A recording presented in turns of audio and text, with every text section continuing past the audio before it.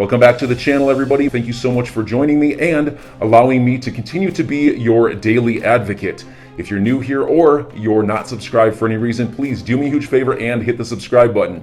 Thank you to all of you who have been watching and following me for so long. It truly means a lot, and I'm glad that I can be this person. Attorney John DEATON was on BITBOY Crypto's YouTube channel earlier today. It streamed live, as you can see on the screen here, 7 hours ago, and they talked for about 35 minutes exclusively on the topic of ETHgate, and they agree on a lot and disagree on a few other things. And I think I can kind of straighten this out for some people. I understand where a lot of the confusion is actually coming in, and it's frankly miscommunication. And I'll explain what I mean by that, but people can easily talk past each other if we're not actually even talking about the same thing. So I'm going to share with you some thoughts, and I actually just listened to this, not while it was live. I listened to it this afternoon as I was walking my pet peeve at a local park, and I have actually quite limited time today, and I wanted to make sure I was able to put out content because there's a lot going on today, actually. And so as I was walking my pet peeve at the park, which is my 7-year-old terrier mix, I was actually taking notes on my phone as I was walking. Luckily, it didn't crash into anything while I was walking. But I want to make sure I didn't forget some of the more important points that were discussed between Attorney John DEATON and BitBoy Crypto. Now, before going any further, I do want to be clear. I do not have any legal or financial background of any kind. I am not offering legal or financial advice, and you definitely should not buy or sell anything because of anything that I say or write. I'm just an enthusiast who enjoys making YouTube videos about crypto-related topics, but just as a hobby and just for fun. All right, so when it comes to ETHgate, is this a conspiracy or a fact? And that was at the core of the discussion between John DEATON and BitBoy Crypto, who of course is Ben Armstrong. I'm going to very briefly as possible, set the table so that we make sure everybody knows what's being discussed here. And I brought up this article from NASDAQ, actually. So this isn't some sort of fly-by-night concept, to be clear, like NASDAQ, a major stock exchange in the United States. Even they're covering it. And they stated, this article from NASDAQ stated this has merit. This article is from January 6th this year, and it's titled ETHgate 2022. The Ethereum scandal XRP investors are calling bigger than Enron. And then they ask here, what is ETHgate? And here's how they described it. ETHgate is a conspiracy theory that Ethereum received a free pass from regulators. These critics reasonably claim that the Securities and Exchange Commission allowed Ethereum to move ahead while doling out harsher treatment to XRP and other rivals. So let's pause there to note, they're calling it a conspiracy theory here. It is not a conspiracy theory, and I'm going to make my point as we go through the video, but that's what they're calling it. But if you go to the next section, is ETHgate real? That's what they titled the next section, and the first sentence reads as follows. The theory does have some merit. So I'm going to explain why some people think that it's conspiracy and some people think that it's not, at least as I see it. And I'll be curious on your perspective, so keep the conversation flowing below in the comment section on this video. But a few things from Ben Armstrong's thread, BitBoy Crypto's thread, from March 29th. I already went through this whole thread in great detail.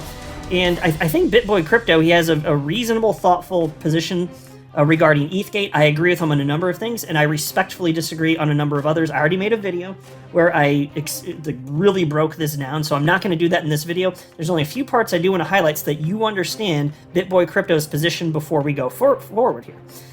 So I want to read this tweet. And this is again from March 29th from BitBoy Crypto. Nothing about these allegations have been proven. It's a conspiracy theory that a small pool of early Ethereum insiders paid off SEC officials to look the other way. The ICO the ICO was more centralized than it appeared due to an intentionally confusing web of wallet addresses. So I'll just pause here to note, I don't agree that that's what ETHgate is. So that's part of where we're coming in, and I'm going to expand upon that in a second here, but I just want to make sure you guys know some of the key points from his perspective, which I respect. I just feel differently on some key things, but I do agree with him on all sorts of other things. Perfectly fine, nothing against him. I'm just challenging some of his ideas because I think it's fun to talk about this stuff, and I'm all about diversity of thought. Here's another tweet from him, and this one really set some people off. He wrote the following. Ripple was unfairly targeted. Ethereum was not. This is where the anger from the XRP army comes into play and why people are so up in arms about this. You are angry, and that emotion needs a target. Ethereum is not the enemy. Your anger is misplaced via a conspiracy theory without proof. Now that last sentence, your anger is misplaced via a conspiracy theory without proof. I think that's what a lot of people didn't really care for. And I'm not offended by it. I'm glad he's sharing his perspective. This is perfectly fine by me. And then he wrote also here at the bottom, I'm just going to read the first sentence from this last tweet in the thread. He wrote, "Point is, ETHgate is much ado about nothing."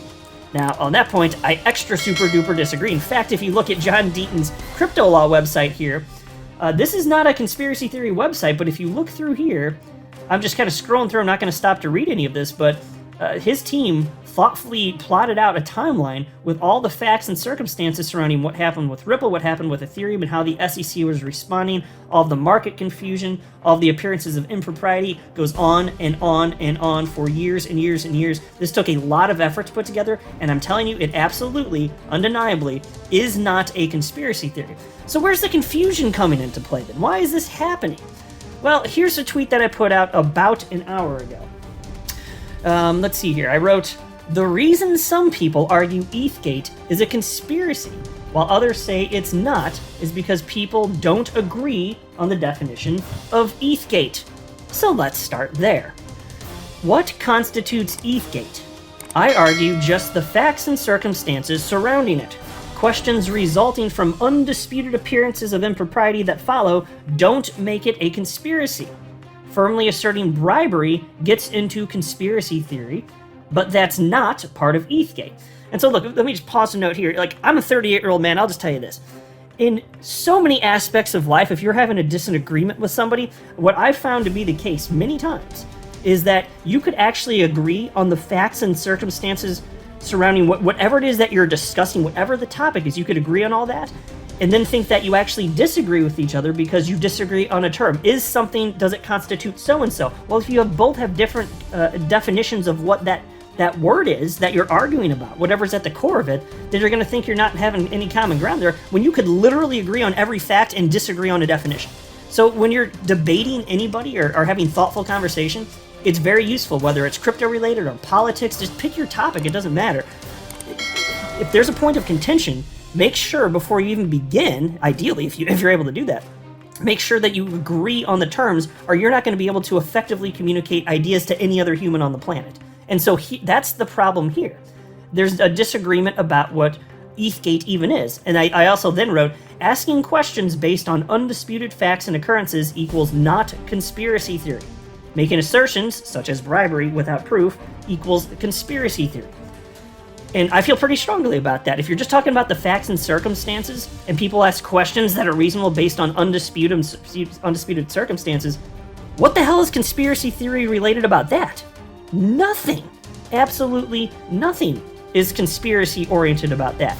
But if you're talking about assertions of bribery, well, then you're delving into that, and you can find some people, a small quantity of people in the XRP community that may have made those claims, but that's not what the vast majority of people are talking about when we say ETHgate. We're talking about the facts and circumstances. And that's why I said a couple minutes ago when Ben Armstrong wrote in this post from March 29th, nothing about these allegations have been proven. It's a conspiracy theory with a small pool of Ethereum insiders paid off SEC officials to look the other way.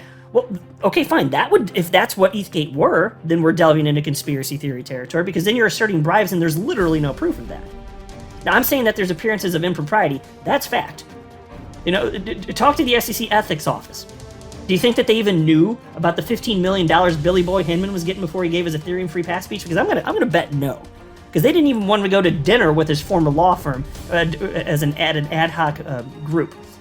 You know, and I've talked about that before too. So if we're disagreeing here, it's because we're not agreeing on what ETHgate even is. So that's got to be a starting point. Now I want to dig into some of these notes that I made as I was walking here, and I apologize if any of this is redundant. I just made these notes, and I actually haven't reread them, so hopefully I didn't have typos and I don't stumble over this, but it made sense to me at the time. I promise you that. I promise it made sense at the time. So here we go. I wrote, ETHgate is not a conspiracy theory. The facts around it are not disputed by anyone. There are some people on Twitter that claim there were bribes given to individuals at the SEC to clear Ethereum, but there's no evidence of that. Claims like this are not part of ETHgate. However, questioning why ETH got a free pass while Ripple got sued, asking for an investigation on this, is fair game. Asking questions about appearances of improprieties does not make you a conspiracy theorist. Yeah, so it's kind of on the same point, worded a little bit different way. And then You know, what's it have to do with Ripple? Well, it's all intertwined, and actually I talk about that a little bit further. Let me go through my notes a little further here. My next point. BitBoy Crypto points out that just as Ethereum was treated so favorably by SEC officials, does not mean, just because it was treated so favorably by SEC officials, that does not mean that's the reason the SEC sued Ripple. And that is true. But ETHgate, as a set of facts, exists regardless.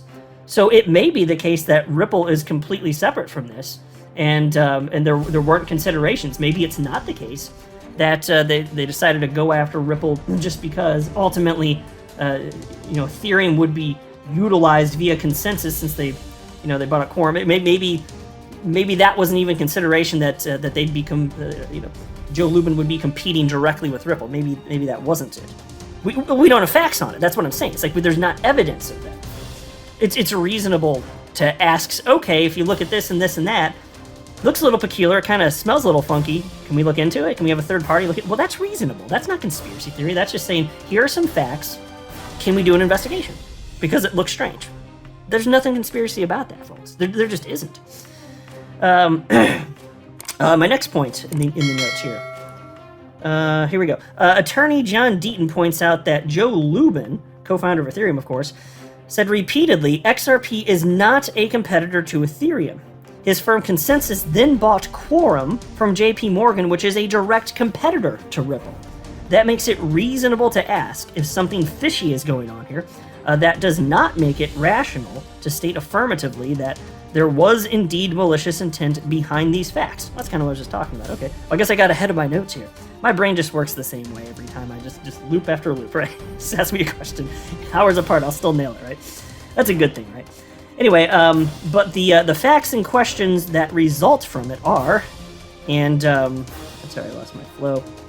Assertions without proof are not part of ETHgate. Yeah, so going back to the concept of, okay, if you're making like bribery claims without any evidence, assertions with proof are not part of ETHgate, but the facts and questions that result from it are, and none of that is part of a conspiracy theory. And then the last bullet point I have here is, BitBoy Crypto said, we shouldn't focus on any potential SEC favoritism surrounding Ethereum, but I respectfully disagree. Ethereum favoritism, including Hinman's Ethereum free pass speech, as well as the 63 internal SEC emails surrounding it, directly impacts Ripple's fair notice defense. So all of this is relevant. We have to address this. And it's not that I want Ethereum or the co-founders of Ethereum to be sued by the SEC. I don't want the SEC to sue anyone else, frankly, until there's actually clarity, and then we can have a talk about that. So on that point, I agree with John Deaton, and I agree with Ben Armstrong, BitBoy Crypto. We actually all agree on that front. So there's plenty of stuff where I agree with what's being said here. And as far as everything John Deaton said, to be honest with you, I didn't hear one thing with John Deaton specifically that I disagreed. And with BitBoy Crypto, I agreed with the majority of what he said in this video. And there are just some core things where I do feel differently, but I think some of that comes down to us having a different definition of what ETHgate is. So if we could agree on what ETHgate is, maybe some of that would evaporate too. And I think that's probably likely, perhaps. So enjoy your day, everybody. I'm always here for you. Leave any comments or questions below, and be sure to subscribe. But thanks, everybody. I really appreciate you. Enjoy your day, and I always have your back. So thanks so much, everybody.